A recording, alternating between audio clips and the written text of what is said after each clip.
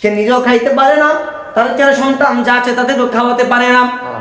কষ্ট করে পানি, এক পেয়ালা পানিকে তার ছেলে মেয়েকে নিয়ে রোজা রেখেছে, কিন্তু তার শরীর অসুস্থতার কারণে সে কাজে যাইতে পারে না। ওই ব্যক্তি এখন ইফতারের মুহূর্তে চলে আসছে। সে কি করলো ভাবতেছে, আমি তো সেহরি খেয়েছি, আমরা একটু পানিকে না কষ্ট করে সারাদিন কেটে নিয়েছি, এখন তো ইফতারের সময় হয়ে গিয়েছে। ওইদিকে আমার ছেলে সন্তান আমাকে বলতেছে, বাবা ইফতারের জন্য আপনি কি কি নিয়ে আসছেন? ও বাবা, আমরা ইফতারের মধ্যে কি কি খাবো? ওই ব্যক্তি কান্না করতে করতে রাস্তা দিয়ে বেরিয়ে চলে গেল, ঘর থেকে বেরিয়ে চলে গেল।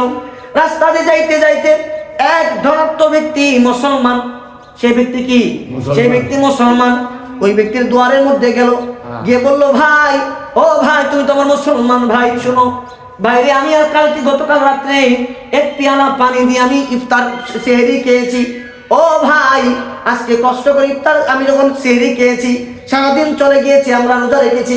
ও ভাই, কিছুক্ষণ পরে মাগরিবের আজান হয়ে যাবে। ওরে ভাই, কিছুক্ষণ পরে আমার ছেলে মেয়েরা, আমি যখন ঘরের থেকে বাইরে হই, আমার ছেলে মেয়েরা বলতেছে, বাবা আমাদের জন্য কি কি নিয়ে আসবেন, বাবা আমার জন্য অমুকটা নিয়ে আসবেন, ও বাবা আমার জন্য খেজুর নিয়ে আসবেন। কিন্তু রে ভাই শুনেন, আমার কাছে ওই রকম টাকা নাই, আমার শরীর অসুস্থতার কারণে আমি ভাই আমার ছেলে মেয়েদেরকে কিছু খাওয়াতে পারবো না। ও ভাই, আপনার যদি একটু দয়া হয়, আপনার যদি একটু মায়া হয়, আপনি যদি আমাকে আপনার সেই ঘর থেকে যদি কোনো কিছু আমাকে দিতেন, আমাকে অন্তপক্ষে হাওলাত হলো কিছু টাকা আমাকে দেন, আমি আর কাজ করে আপনাকে হাওলাত গুলো আপনাকে পরিশোধ করে দেব। ও ভাই, আমাকে কিছু দেন। কিন্তু মুসলমান ব্যক্তি কি করলো? ওই ব্যক্তি, যেই ব্যক্তি সারাদিন না খেয়ে রোজা রেখেছে, এক পেয়ালা পানি খেয়ে রোজা রেখেছে, ওই ব্যক্তি দূর দূর করে তাড়িয়ে দিয়েছে। ওই ব্যক্তি কান্না করতে করতে চলে গিয়েছে, রাস্তার মধ্যে বসে, কোনার মধ্যে বসে কান্না করেছে, এক পাশের মধ্যে কান্না করতেছে। ওই সময় এক ইহুদি ব্যক্তি আইসা বলে, ও ভাই, আপনি কান্না করেন কেন? ওই মুসলমান ব্যক্তি রাইকে বলে, ভাই, আমার মুসলমান ভাই আমার কথা শুনে নাই, আপনি তো ইহুদি মানুষ, আপনি আমার কথা কেমনে শুনবেন? ওই ব্যক্তি যখন এই কথা বললো, ইহুদি ব্যক্তি রাইকে বলেন, যদি আপনার মুসলমান ভাই আপনার কথা শুনে নাই, আপনি আমাকে বলতে পারেন, যদি আমার সামর্থ্য অনুযায়ী হয় আমি আপনাকে আপনার উপকার করবো। সুবহানাল্লাহ, সুবহানাল্লাহ। ওই ইহুদি ব্যক্তি এই কথা বললো, মুসলমান ব্যক্তি একটু সাহস পেয়ে গেল। মুসলমান ব্যক্তি বলল, ভাই শুনেন, গতকাল রাত্রে আমি এক পেয়ালা পানি খেয়ে সেহরি খেয়েছি, সারাদিন আমি না খেয়ে আছি। ও ভাই, আমি না হয় কষ্ট করে আর এক পেয়ালা পানি খেয়ে হয়তো আমি রোজা ভেঙে ফেলতে পারবো। ও ভাই, কিন্তু আমার ছোট ছোট বাচ্চারা, তারাও ঘরের মধ্যে কোনো কিছু খাইতে পারে না। ও ভাই, কষ্টের মধ্যে আছি। আমি মুসলমান ভাইয়ের কাছে গিয়েছিলাম, কিন্তু আমার ভাই আমাকে ওই তার ঘর থেকে কোনো কিছু আমাকে দেয় নাই।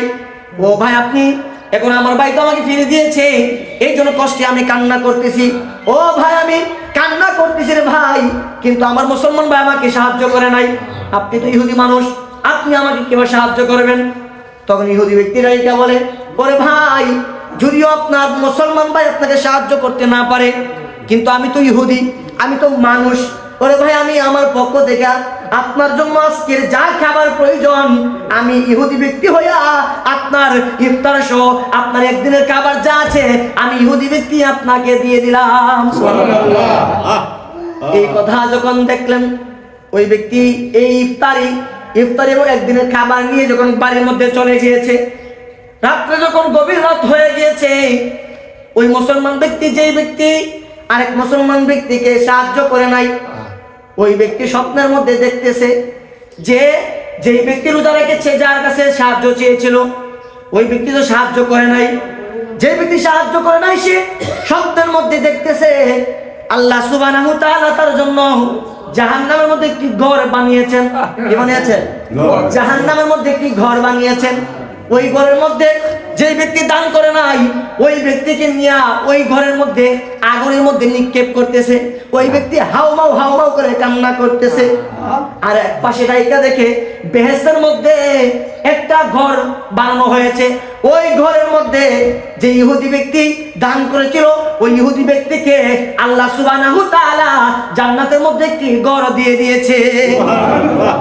ওই মুসলমান ব্যক্তি, যে ব্যক্তি দান করেছিল না, ওই ব্যক্তি কান্না করতে করতে উঠে গিয়েছে, দৌড় দিয়া যে ব্যক্তিকে দান করে নাই, মুসলমান ব্যক্তি রোজা রেখেছিল, ওই ব্যক্তির বাড়ির মধ্যে গিয়েছে।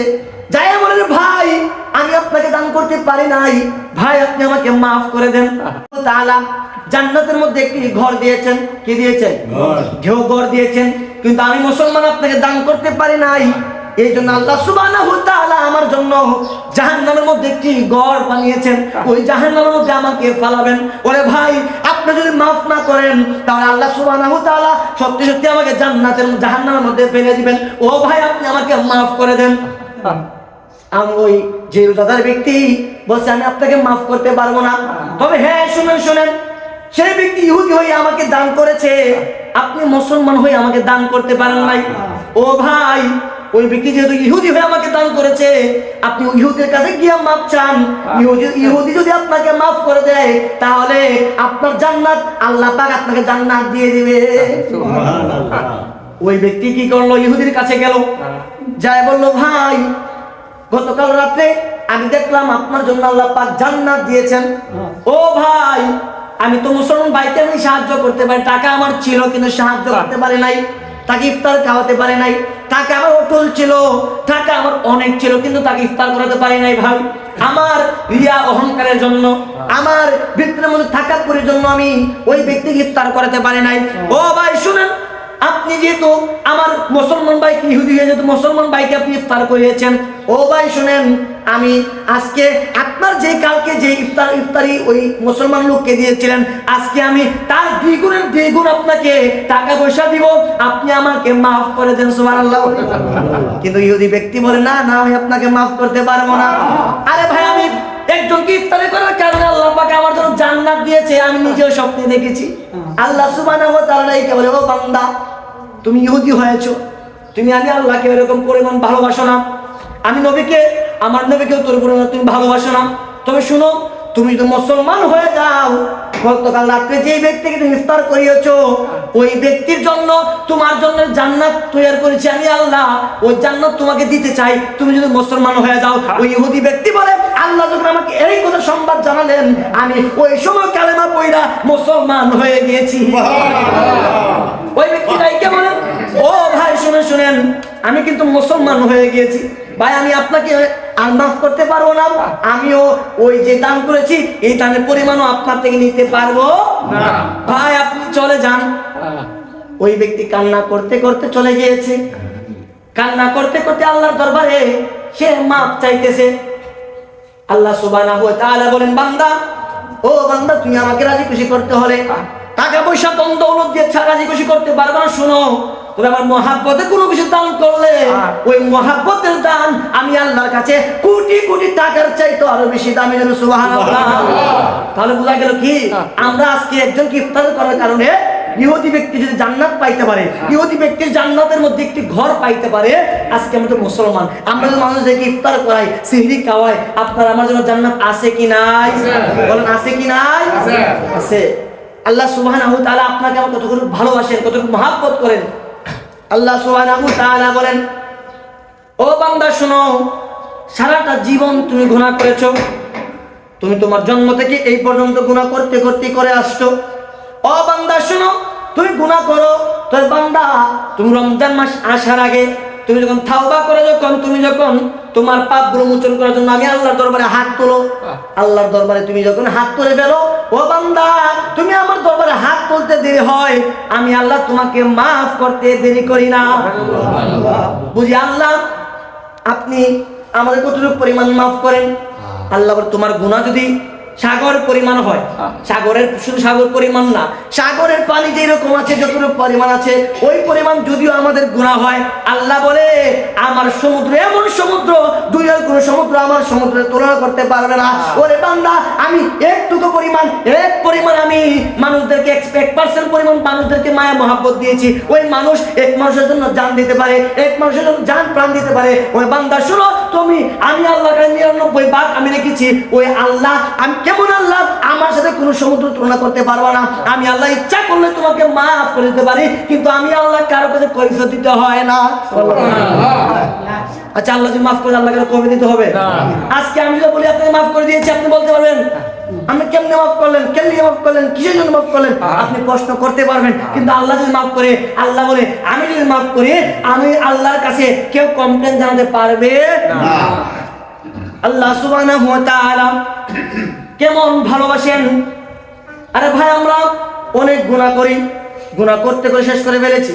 আল্লাহ বলে তুমি নামাজ পড়ো নাই, রোজা রাখো নাই, হজ করো নাই, তোমার সামর্থ্য আছে হজ করতে পারো না, যাকাত দিতে পারো নাই। ও বান্দা শোনো শোনো, রমজান চলে আসছে, তুমি রমজানের মধ্যে অনেক প্যাকেজ তুমি নিয়ে নাও। ও বান্দা, তুমি যদি আমি আল্লাহর কাছে একবার আলহামদুলিল্লাহ বলো, এর 70 গুণ বাড়িয়ে বাড়িয়ে আমি আল্লাহ বুঝে আল্লাহ কতটুকু পরিমাণ দিবেন। আল্লাহ প্রথম ফেরেশতা থেকে বলে, ও ফেরেশতা শোনো শোনো, আমার বান্দা আমাকে বলতেছে আলহামদুলিল্লাহ, আমার শুকর আদায় করছে। ও ফেরেশতা তুমি 70টা নেকি লিখে দাও। পারে নাকি 70টা নাকি? ফেরেশতা 70টা নাকি লিখবে। আল্লাহ বলে ফেরেশতা থামো, 70টা না 700 লিখে দাও। সুবহানাল্লাহ বলে 700 লিখবে। আল্লাহ বলে থামো ফেরেশতা, 700 নয়, তুমি 7000 লিখে দাও। ফেরেশতা 7000 লিখবে। আল্লাহ বলে ফেরেশতা থামো, 7000 না, তোমরা 7 লাখ লিখে দাও। 7 লাখ লিখতে লিখতে যখন হাত কলম নিবে, আল্লাহ বলে ও ফেরেশতা 7 লাখ ধরে ফেরেশতা তুমি 7 কোটি তার আমল আমার মধ্যে দিয়ে দাও। আর ফেরেশতা যখন 7 কোটি যখন লিখতে চাইবে, আল্লাহ বলে ফেরেশতা তুমি আর লিখিও না, তার জীবনে যা গুনাহ আছে সব মাফ করে দিয়েছি, আর তার গুনাহ মাফ করিয়া তার আমল নামার মধ্যে যা গুনাহ করেছে সবগুলোকে আমি সবে ভরপুর করে দিয়েছি। আল্লাহ সুবহানাহু ওয়া তাআলা নবীর হাদিসের মধ্যে বললেন, যখন রমজান মাস যখন চলে আসে, কি মাস? এটা কি মাস? এটা কি মাস? মনে আছে তো নাকি? এই রমজান মাস আর রোজা রেখেছি। কি রেখেছি? রোজা রেখেছি। ওই রমজান মাস যখন চলে আসবেন, ভাই চলে আসেন, যখন রমজান মাস চলে আসবে, আল্লাহ সুবহানাহু ওয়া তাআলা বলেন রমজান মাসের মধ্যে, আমার নবী হাদিসের মধ্যে বলেন, রমজান মাস আসলে খারাপ জিন শয়তান, খারাপ জিন শয়তানকে আমি আল্লাহ বন্দী করে দিই। কি করি? শীতল বন্দী করি। প্রশ্ন আসতে পারে না, যদি শয়তান যদি বন্দী হয়ে যায় আমরা গুনাহ করি কেমনে? প্রশ্ন আসেনি? শয়তান যদি আল্লাহ বন্দী করে ফেলে আমরা গুনাহ করি কেমনে? আল্লাহ তো শয়তানকে বন্দী করে দিয়েছে, তাহলে আমরা গুনাহ করি কেমনে? এটা শয়তানের গুনাহ না, এটা আমাদের অভ্যাসের গুনাহ। কি গুনাহ? আমরা সারাদিন অভ্যাস করি, মোবাইল টিভি অভ্যাস। রমজানের মতো মোবাইল টিভি, ঠিক কিনা? রমজানের মধ্যে আরো বেশি মোবাইল টিভি, কেননা রমজান ওই যে আমরা অভ্যাস হয়ে গিয়েছে, এই অভ্যাসটা আরো কি হয়? দ্বিগুণ হয়ে যায়।